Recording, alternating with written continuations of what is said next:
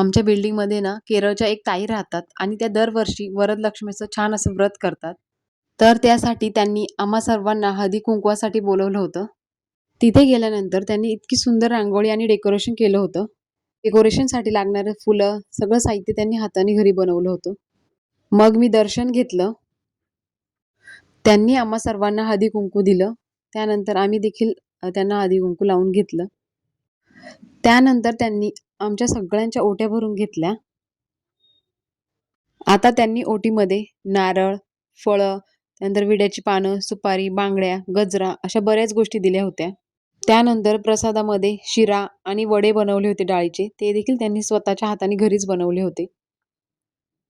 खूप छान पूजा झाली. आता घरी आल्यानंतर मी पटकन स्वयंपाकाला लागले. पडवळची भाजी, डाळ-भात असं साधं जेवण बनवलं होतं. तर कसा वाटला आजचा व्हिडिओ? आवडला असेल तर चॅनलला सबस्क्राईब करा. धन्यवाद.